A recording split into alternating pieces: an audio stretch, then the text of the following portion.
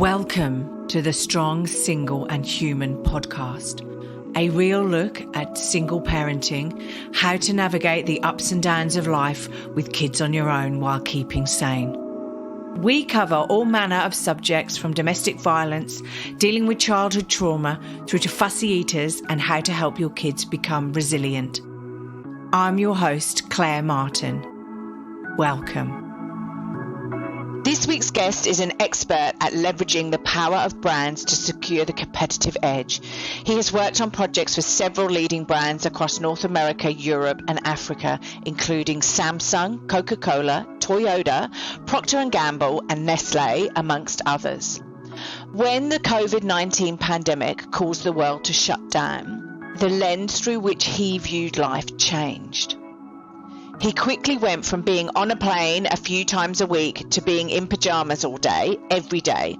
And while many of his friends saw this as a challenge, he saw it as a unique opportunity to put his message on the pages of a book called Cracking the Life Code.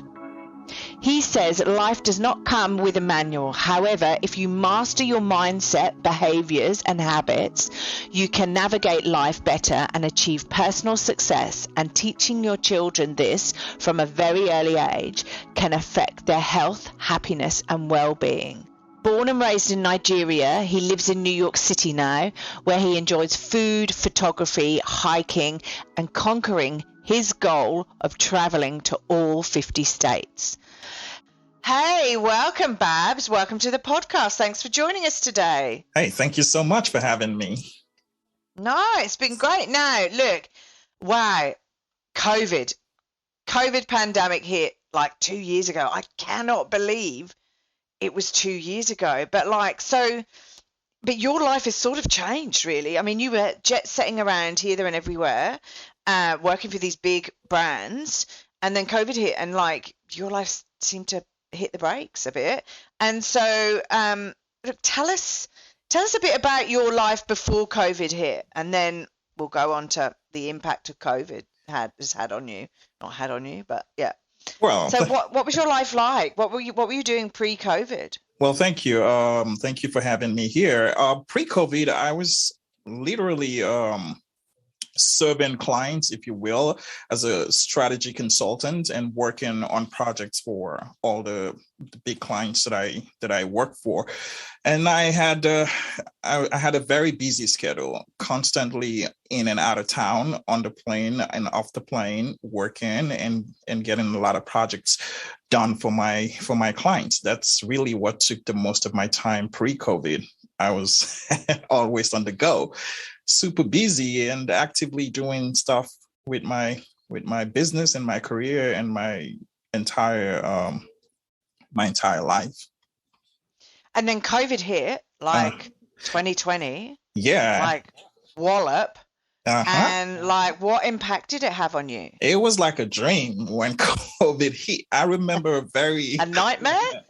Maybe a nightmare, not a dream. Well, I'm trying the best that I can to flip it and just think of it in a positive light, because I remember back on the 8th of March when I received an email from 7 clients on the same day saying, hey guys, we have to halt all these projects going forward. And suddenly what seemed to be a high-flying life and a high-flying business suddenly disappeared in one day. These clients did not know each other. These clients don't even live or don't operate in the same region.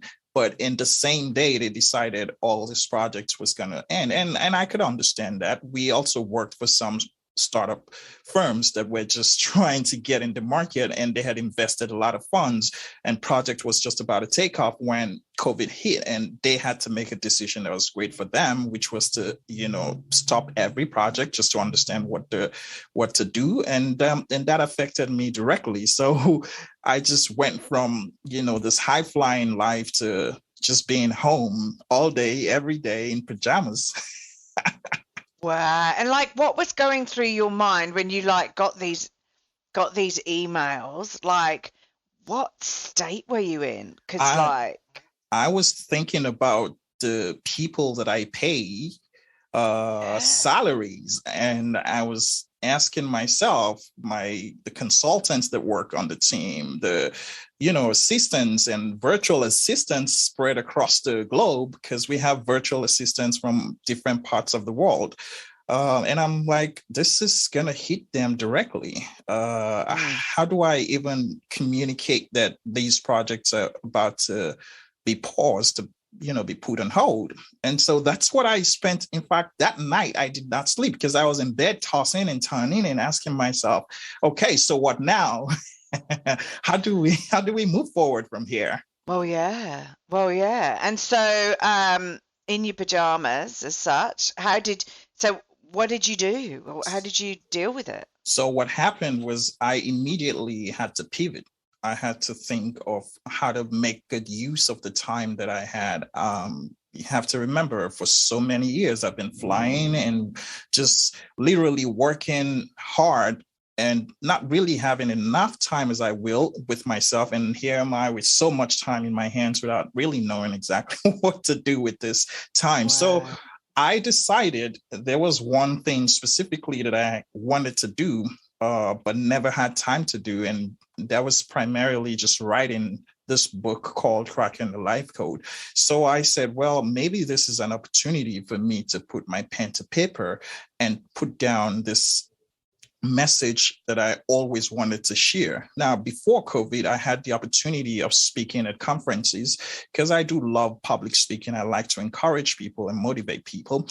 So I get invited a lot to speak at conferences and workshops here and there, seminars on campuses, universities, and here business forums and all that. But when COVID hit, we weren't doing anything in person anymore. So I thought I would condense all my message and the skills that I've acquired over the years and just put them in the form of a book, so people can access them, remotely and have the same information, since we can't meet in person anymore. That's what led to the book, Cracking the Life Code. Wow. Okay. And so, wow. So hats off to you, because there are some people who would have just gone off the ledge regarding having their stability. It's their stability rocked basically by COVID. And a lot of companies did get rocked by COVID. Well, and I'm talking from Melbourne. So Melbourne's the most locked down city in the world. So a lot of the hospitality businesses got smashed. But like you say, it's about pivoting and getting the positive out of whatever the situation is, and trying to change that situation. So okay, tell us about this book. What is it about? I know it's Cracking the Life Code, okay, but what does the book actually contain, and can you give us any hints and tips about how we would crack our life code now, because we're now coming out of COVID, so and what is this about quintessentially? Give us some details. So Cracking the Life Code, I like to tell a quick story about how in my early teenage life, I walked into the bedroom one day and I saw my mother crying, and that broke my heart. I asked her why she was crying, and she said to me her mother had just broken a bad news to her, and her mother was crying. And because she could not help her mother, it hurt her even more. And so she was crying. And that broke my heart. I remember saying to myself that day that even though I was just about 14 years old, that I would do the best that I can to ensure that I create for myself the type of life that enables me to be able to help my loved ones at every point in my life. And so I began this process of learning how to navigate life and what skills are necessary to build a flourishing life. And just essentially because I wanted to come to a point where I'll be able to help as many people as possible. I never wanted to find myself in a situation where my loved ones are crying, but I'm not able to help. And now that desire to help was what really motivated me to write this book. It's the simple fact that, listen, when you think of it, life does not come with a manual. And so when a child is born, you don't give the child a manual and say, hey, this is a manual to navigate life. I think of life like a giant jigsaw puzzle where you dump out all the pieces, and every one of us are trying the best we can to put these pieces together. That's what we're trying to do. And that's what life can be likened to. Trying to navigate life is like trying to put the several pieces of a big puzzle together. The unfortunate thing about the puzzle of life, and that's what makes life even more complicated, is the fact that you are only given a handful of pieces. And then you have a whole lot of other pieces out there randomly from which you can pick. Now, nobody tells you if this piece you're picking is going to fit or if it's not. There's just so many other things out there that you can pick from. And now those pieces, I refer to them as, behaviors, as habits, as mindsets, as experiences, life experiences. Now you gather all of those and you put them together to form this beautiful piece. Now, if you were to just get all the pieces of a puzzle together and had no idea how to put this together, you would go days and weeks and get frustrated because you're not able to put it together. But if you had someone who knew how to do it around you and just took you by the hand and told you what steps to go and what pieces fit where, it would be much easier. So what I decided to do was to get a book in the hands of as many people as possible to say, hey, here are the habits, the mindsets, and the behaviors that you need to master the key areas of life. So in this book, I delved into 6 areas of life. I talked about personal growth. I talked about career or business, whichever one you are into. Yeah, you're in. I talked about spiritual. Because they're very different. Absolutely. I talked about spirituality. I also talked about family or relationships, if you will. I talked about health and wellness. And lastly, the big one, money, finances. I talked about finances. And all of these, ultimately, the idea is that we understood the mindsets, the behaviors, and the habits that we need to crack the life code, to understand life better.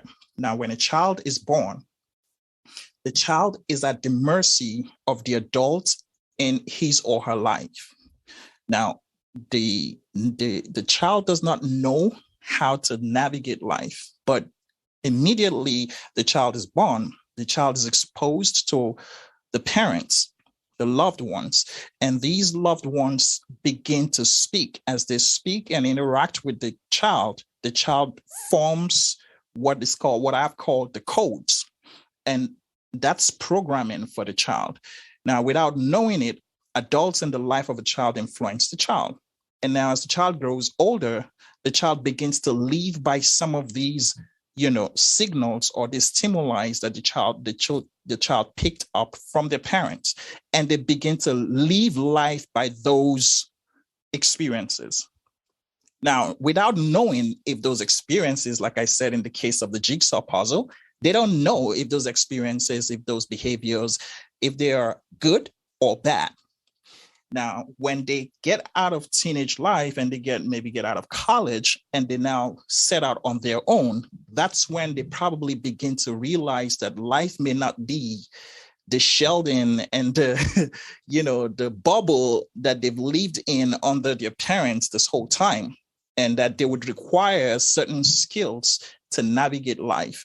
It is at that point that a young adult will begin to say, hey, what limiting beliefs do I have that's hindering me or interfering with my ability to succeed in life? What do I need to do? What codes have I been programmed with that is really not helpful for me? And then how can I break those codes? And then how can I build new codes that can help me succeed in every area of my life? That's essentially what this book is about. Yeah, and I think that's very important because it is like, look, at the end of the day, it is about, as a parent, giving your children your children the foundation to, to instill in them when they're young, their values and behaviors and things like that. So when they start to learn, learn is not the right word. It's when they start to flee the nest, when they start to want to go it on their own, and they start to, get to their teenage years and start to have a mind of their own and not to look to you so much, and they start to build their own view of the world and make their own decisions of the world. It's about having that foundation of values, behaviors, the right habits as such, to enable them to fall back on to help them make a decision. Absolutely. Quintessentially, that's where we're sort of going with this. But also what you're saying is that as parents, we have, and it's not our fault, it's not our parents' fault, it's not our grandparents' fault, but we have actually been brought up with a certain code, whatever that may be. Some of those help us and are positive, and some of those aren't quite so positive. So, some may be the glass half empty instead of the glass half full, and things like that. And it's around, but what you're saying is that that code can be changed. That's right. Absolutely. Whatever you've been brought up and learned, it can be changed. Absolutely. I have several examples of this. We have a client who, when she came to us, she clearly was raised to think that you do not accept compliments because that's pride. So humility is not to accept compliments. So when she would make a presentation at work and her colleagues would say, that's a great presentation, she would find something that didn't go right about the presentation rather than accepting it. And so she had this very low self-esteem. So although she did well, she was very good at her job, she did not get promoted. And this was why she came to us. And when we interacted with her, we asked her a series of questions. We went through the realistic self-assessment, and we realized that the core of her problem is this code. She has a bad code that tells her that you do not accept compliments. It's pride. So we began the journey of trying to change that bad code, negative code, into a positive one. And so I shared some of my affirmations with her. We did some workshops with her and got her to understand that it's okay to accept compliments. If you put in the work and somebody says you did a great job, it's okay to say thank you. There's really nothing wrong with that, because humility is not humility to not accept compliments. So something as simple as that, could be a limiting belief that could hold us back either in our career or in our business in the future. So there's so many examples like that I have experienced while consulting or coaching individuals.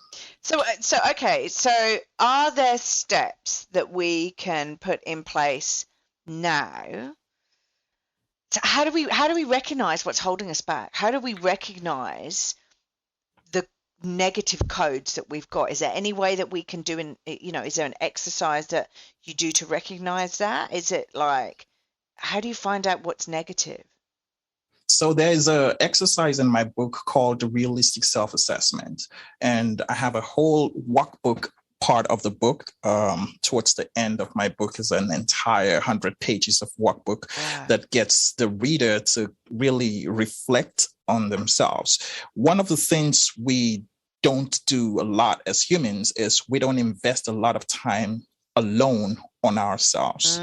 So we invest our times on entertainment, we invest our times on business, on finances, on family, our children, and all that, but we don't invest a lot of time in ourselves. So with this workbook, it's going to require a lot of reflection. And so we can sit with ourselves. It's okay to do so and just reflect on some of our habits when we think about, and I give several examples in the book, when you think about a time in your life where you should have made a decision that could propel you forward and you didn't make that decision at the time. What stopped you from making that decision? What are the thoughts in your mind? So when you put those thoughts down on paper, then you can evaluate those thoughts and say, could this possibly be a negative thought? And then you can investigate, where did this thought come from? And then you can begin to ask your questions like, how could you replace this thought with something else?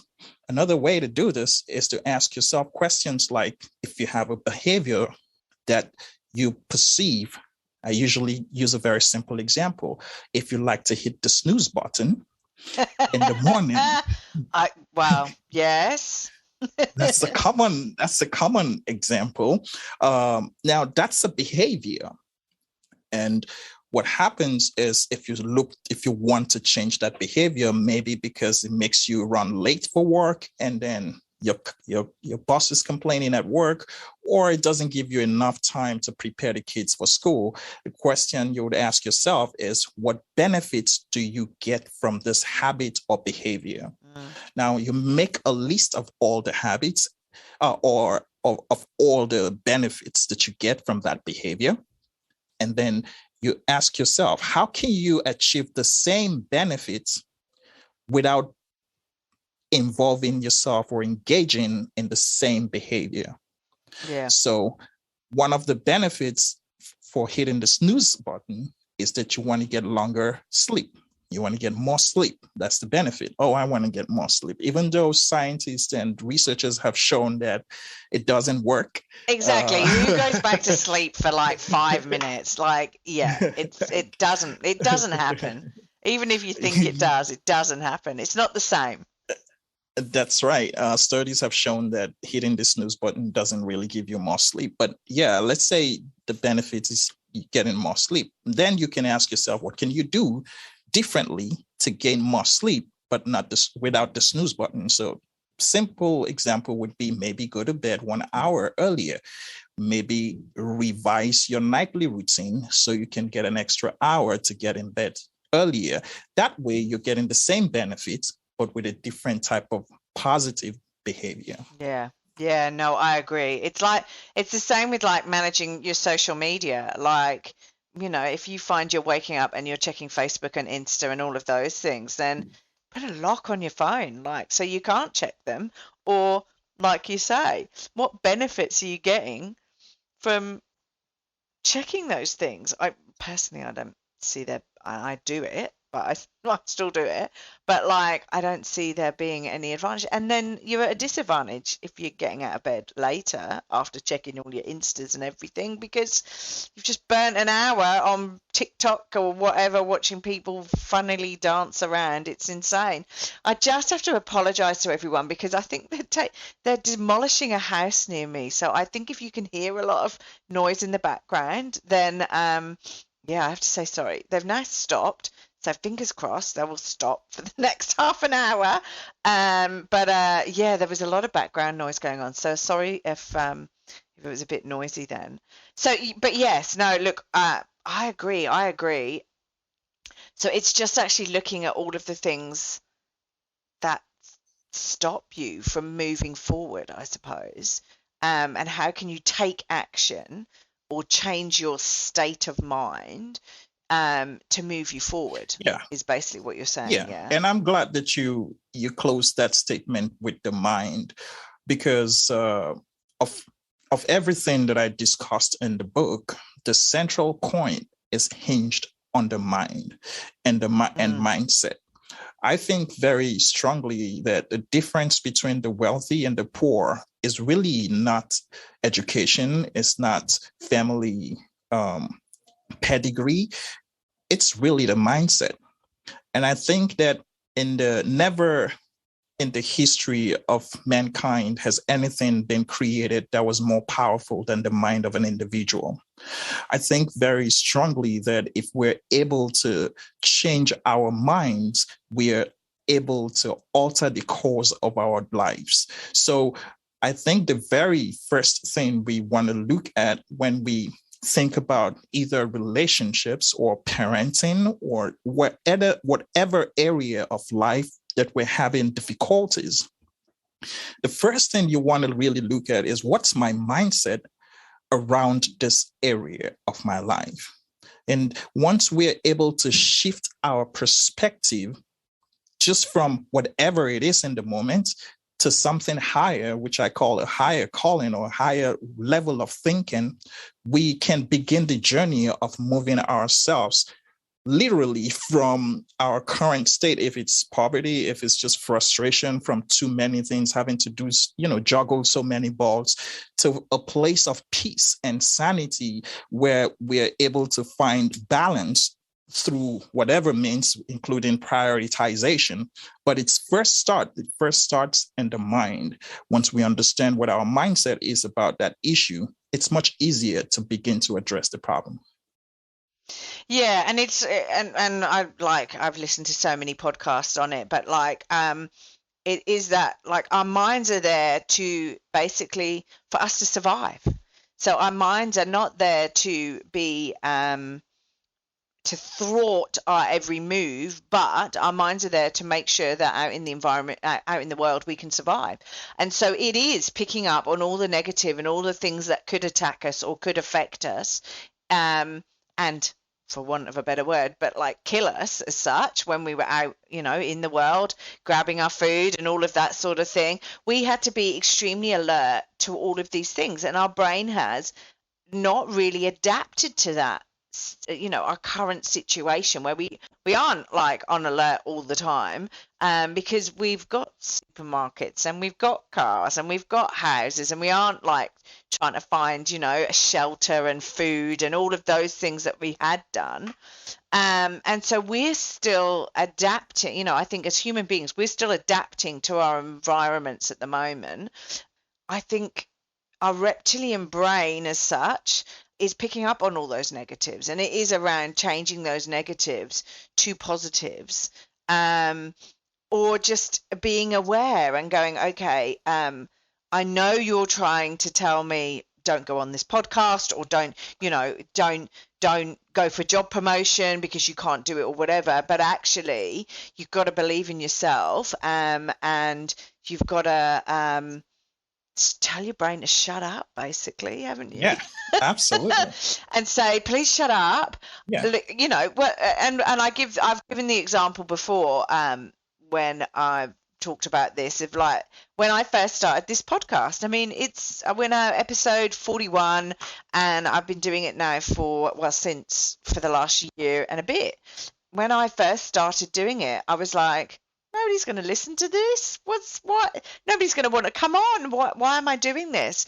And, crikey, why would I put myself out there? And I just had to tell myself to shut up and just do it and see where it goes. And so here I am, episode 41, which I cannot believe. We've nearly been going for a year. We've only got another, blimey, 11 episodes, and it'll be a year. Wow. So I know, it's insane. And I've just kept head down, bum up, and just keep churning out the podcast. But it's great. I get to speak to fantastic, awesome people like you. I get to learn a lot of information. My listeners get to learn a lot of information, and it's just great. It just, hopefully, if this podcast is changing people's views and giving them extra tools to bring their kids up, that's awesome. That's all I can ask for. And you know what's beautiful? What's beautiful is you decided to get started, and getting started is the most difficult part. And you decided to break the inertia, and then you got started. Now think about the thousands of people, moms out there that are listening to the podcast and whose lives are being changed by the tips and the guidance and the advice that you provide on this platform. Had you not started, many of these mothers would not have these opportunities of listening to you and your awesome guests. So, and ideally, I know that our brain typically wants to protect us because it is safety first. It's always saying safety first, safety first. I want to protect you. But then it's our responsibility, like you said, to tell the brain, hey, relax, I'm in control. Let me do this. And we have to remember that life is all about risk. We are constantly taking risk, but it's not the failed attempt that counts. It's the opportunities lost. The most difficult thing is not taking action. So when dying people are on their sick bed, the one thing they regretted the most from a book that I read, the woman, an Australian nurse, actually. Oh, okay. Yeah.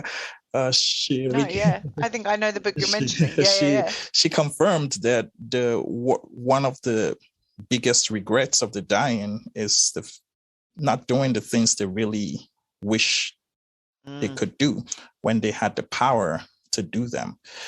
So like I said in my book, there is a morning time of life, there is an afternoon time of life, and then there is a night time of life. So I broke the phases of life into the acronym MAN, which is man. The afternoon time of life is when we have all the energy. That's when we have all the passion and all the desires to do the great things we want to do because we're endowed with the energy and the foresight to do so. But then night comes. For everybody, there's always a nighttime when our eyesights are beginning to fail us. Our health is beginning to deteriorate. We're naturally just becoming weak. So it's important that we take advantage of that afternoon, that daytime of our life to do the most that we can and never let fear hold us back.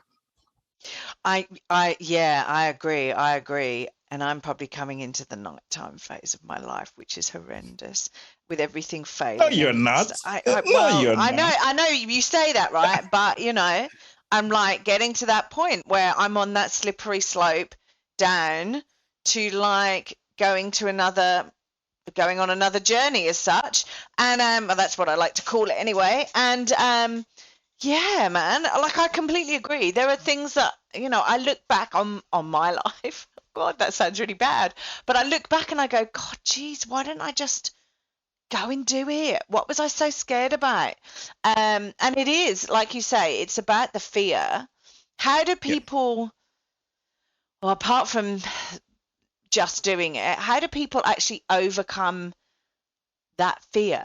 Is it writing it down and like looking it in black and white, or how do you help people overcome those fears? Because like you said, it is about taking that first step, and it is about going, I don't know how this is going to turn out, so let's just do it, and hopefully it'll be a wonderful journey, and there'll be challenges along the way. Like everyone's life has challenges. Everyone's life goes through ups and downs. Everyone has trauma and all of that stuff. But how do you get somebody to face those fears and just take a step? That's a beautiful question. I guess the first thing is to acknowledge that these fears are valid and that everybody has these fears.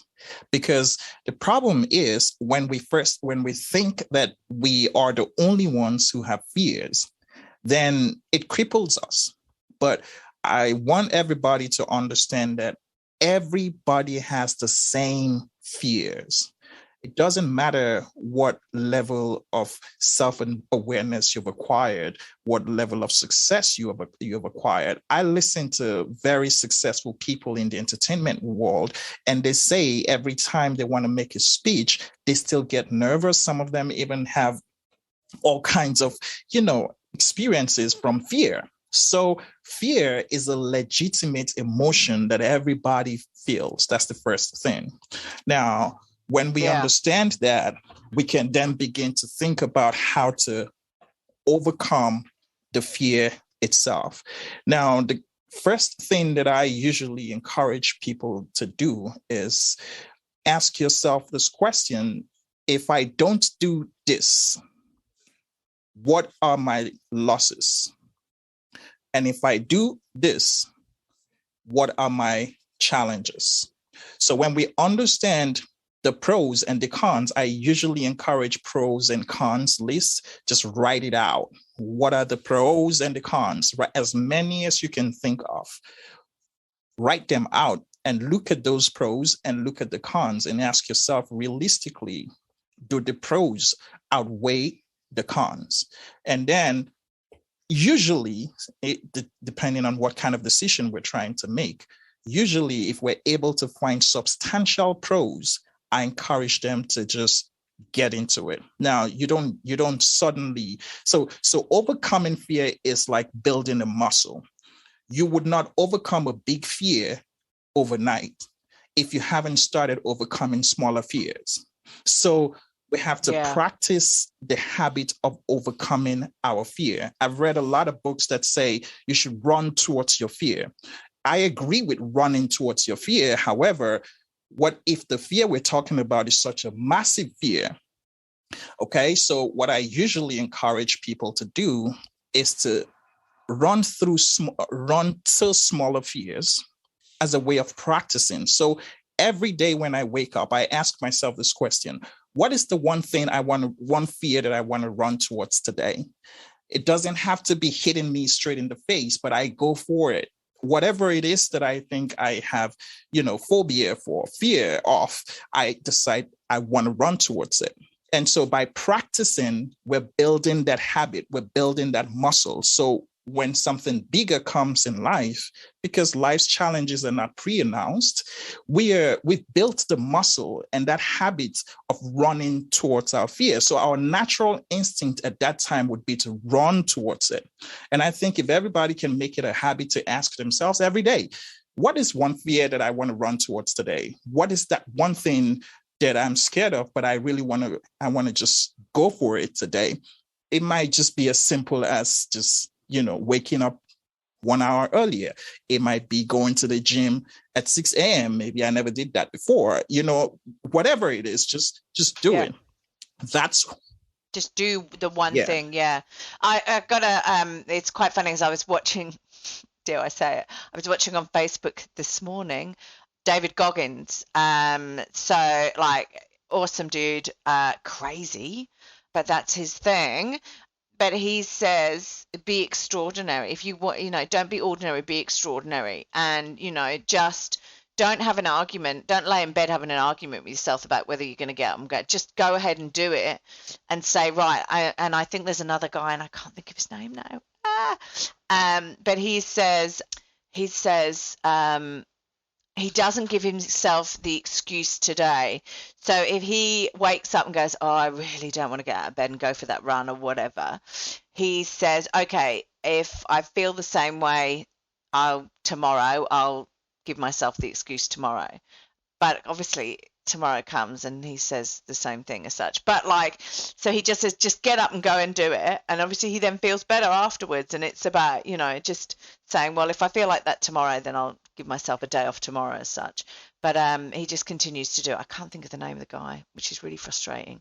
But so we have to. Yeah, and it is. We have to remember that sometimes, I guess, the fear comes from the enormity of the goal.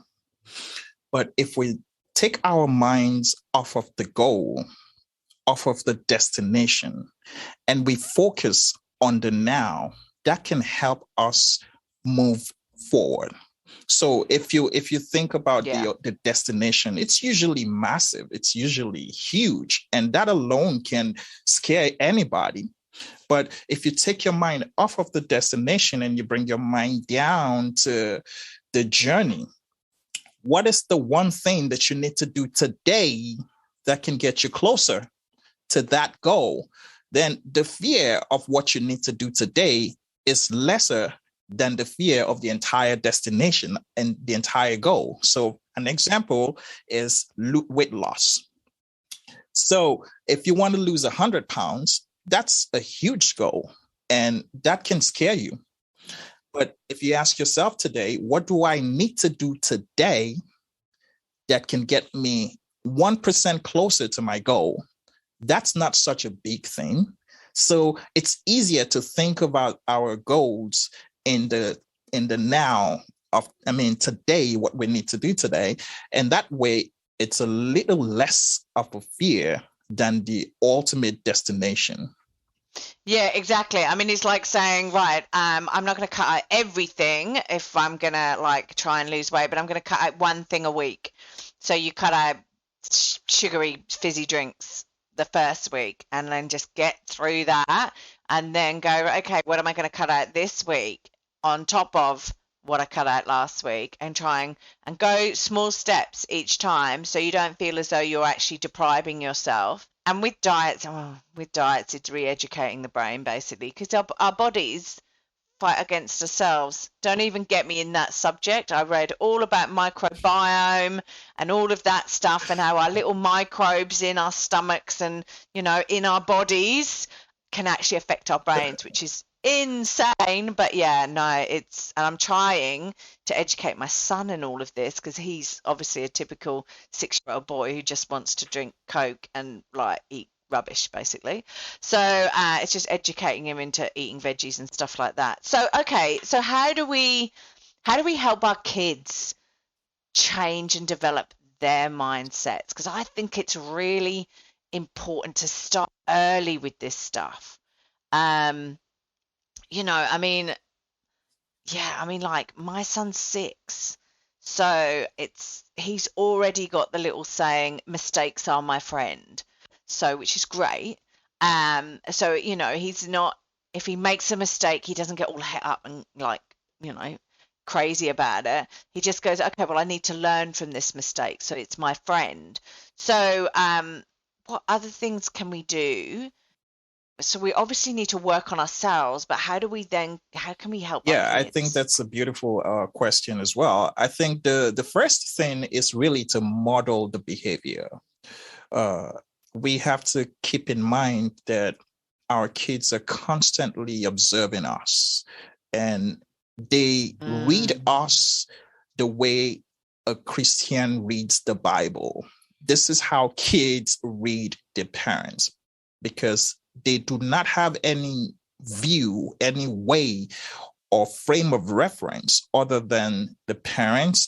And when they start school, then teachers and friends. So it's important to model any behavior that we want to see in our kids. So if a child grows up to see you doing the right thing, it's a lot easier to communicate the right thing to the child, because that's what the child knows. You have the ability to influence the child very early by modeling the behavior. So that's usually my first recommendation to parents, and they think sometimes that, oh, he's too young, he doesn't see what I'm doing, or he doesn't quite hear what. No, you have to model whatever behavior you want the child to. And then the other thing is we have to speak to them like they are humans. And we need to talk to them like humans, so they can understand regardless of how we feel. I'm saying now that sometimes I want to make a decision and I just hear my mother's voice.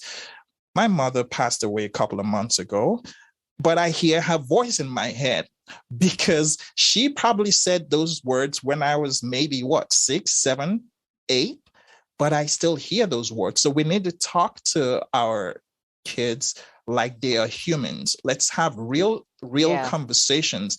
We parents think, oh, well, they can't understand right now.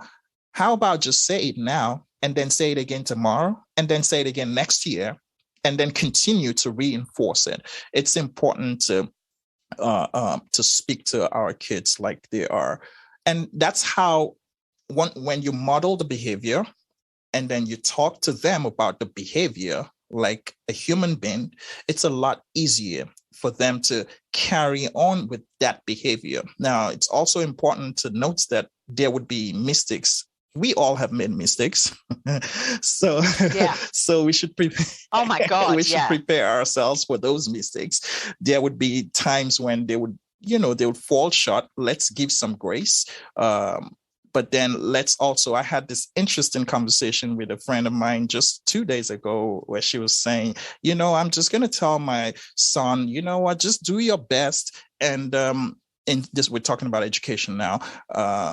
She was really saying that I put too much pressure on myself for excellence in school, academic excellence. So she said, I'll tell my son, you know what, you just need to put in your effort. And then if your effort gets you a B, that's fine. But then I asked her the question, like, what if his effort gets him a D or an E? Is that also okay? And she was like, maybe not okay. All right. So so we always have to find balance with our kids. Just find balance, encourage them, show them what excellence looks like, show them the life skills they need to survive. Because frankly speaking, many times we have to always remember that many times parents make promises to their children like, I would always be here for you. Unfortunately, life doesn't allow that to happen. See, my mom, when I wanted to write this book, I called her because I made reference to her in my book. I said, listen, I want to write a book. And in this book, you are going to be in the book. I'm going to talk about you. And I'm just calling everybody else that I want to talk about in my book for permission. And she was like, oh, well, it's fine on one condition. The condition is that I'm the first person to get a copy when the book is ready. And I was like, oh, that's doable. That's not a problem. I can get the book, a copy to you. And that's it. So I started writing. But then just about, I want to say, 48 days before the book was ready, my mom passed. I lost my mom. No. So, oh, shame. Shame. Sorry to hear that. Yeah, Babs. I mean, I just brought that up to say that we have to raise them to, while keeping in our minds that just about anything can happen. We don't expect the worst, but we have to prepare them for life without us. Yeah, no, I do. I agree. I mean, I had my son late, so I don't expect to. I like to stay around as long as I possibly can, but I'm not expecting to still be around when he reaches my age. Because if I am, it'll be a bloody miracle, and we'd have got some miracle drug that means that I'll be 106 or whatever. So, happy days. But yeah, so I agree. I completely agree with you, and they need to be able to deal with those aspects as well. And we need to be able to make sure that they can be independent, stand on their own 2 feet, and all of those sort of things, go out into the big wide world and deal with life and make those decisions and move forward. It's it's an inevitable thing of life. If there's one thing we know, that is that we are all going to die sometimes. It is the only thing I think in life that is actually known. Where we go is another thing, and that's all up for debate and probably another podcast. But yeah, and look, yeah, I agree. And it is monkey see, monkey do, right. Definitely. There are certain things that my son does that I go, oh my God, where did you get that from? And then I catch myself doing it and I'm like, oh, okay, maybe it was from me. And I think it's also about showing them that you're human too, so that you can make mistakes too and say, oh, I made a mistake. It's okay. I need to learn from that. And you give them the examples, or that you say, oh, I was a little bit scared about doing that, but this is what I told myself. And so you can give yourself give them examples and make it sound as though they're not the only one in the world that's going through this. When you were their age, it was a bit scary going to school and, all of this sort of malarkey. I agree. Yeah. So look, where Sorry, go on. You just reminded me of an interesting saying back home in Nigeria. There is this running joke that all parents came first in school. And that all parents did well in school. No parent was poor in school. But it's important to tell them the truth and tell them areas where you have not done well. So, and that would always, why that's important. Also, it would make them come to you every time they need to make a decision. Yeah, because you're not that holier than thou individual, at the end, you're sort of going, hey, this is what I did. Might not work for you, but it worked for me. Or, maybe we can sit down and brainstorm some options as to how we deal with things. So wow. Full on day. Thank you, Babs. Where can our listeners connect with you? Where can they get the book? The book is available on Amazon. It's also available on crackingthelifecode.com. Okay. And that's where people can read more about you, what you do. Can they contact you via that website as well? Absolutely. help@crackingthelifecode.com. Just send us an email at help@crackingthelifecode.com, and we'll be very happy to receive and welcome Brilliant. you. Oh no, that would be awesome, Babs. And are you thinking of, should I say, doing courses on cracking the life code, or are you going to hold events or talk and do presentations on this at Absolutely. talks? Absolutely. Cracking the life code is beyond the book. It's an entire movement. Yeah. And we have workshops, we have conferences coming up. That's what I was thinking. Yeah. Yeah, we have Cracking the Life Code conference coming up. We have workshops, we have retreats also. And were it not for the pandemic, we had planned to take our retreat out to other countries as well beyond the United States. So next year, 2024, our first international retreat in England would be happening. Wow. Okay. Going global. That's awesome. Well done. Yes. Thank you. Thank you so much. Cool. Okay. Well, look, thank you for that. And I'll put all of the other stuff, your links and everything in the blurb below the podcast. So look, final question I asked to everyone. If you had a superpower, what would it be? Babs? Well, if I had a superpower, it would really be the ability to help change a person's mind. Like just get into a person's mind and just change one setting. Just change it from negative to positive. Just tweak it. Get into somebody's mind and tweak it. Who is it? Is it Magneto? Who's that in the Avengers? I can't remember. Who gets into people's minds? I can't remember who it is. But you want to go in there. You don't want to read their minds. You just want to go in there and tweak their minds. Yeah. No, that's fair enough. I'm not sure I'd want to read their minds. I don't think I want to know. I don't want to know what people think of me. I just think of whatever I think, and that's it. I think that's probably the best way. Although I'm sure with social media nowadays, it's all out there anyway. People feel the need to tell other people what they think of them. So I'm like, whatever. No, I think that's awesome. I think that's a really, really good idea. I think we need more of this tweaking. Maybe you can go into Putin's mind and tweak it for a more positive aspect, and he can stop invading places. We can have a better place in the world. But that's right.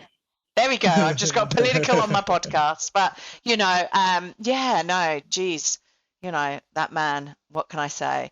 Cool. So, look, thank you. Thank you so much for spending the time with us today. I know you're really busy with promoting the book and, all the various different other things you do, because we're now coming out of pandemic. So you're now back running the business and producing the book and various different things like that. So thank you for coming and spending the time with us today. Thank you so much. And thank you for doing this beautiful work that you're doing of creating this beautiful podcast for your listeners. I tell you, you're doing a great job. You're helping shape destinies. So keep doing it. Thank you so much for having me.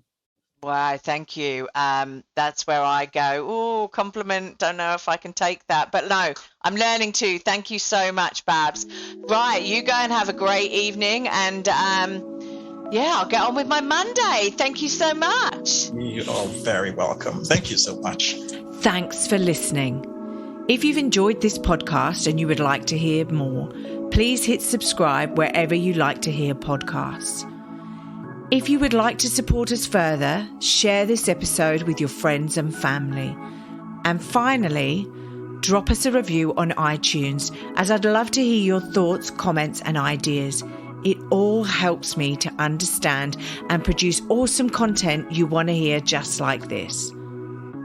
If you want to check out our past episodes, write to us, appear on the podcast, or for links, resources and show notes, go to our website www.strongsingleandhuman.com. We are also on all the usual social media platforms, Insta, Facey and Twitter.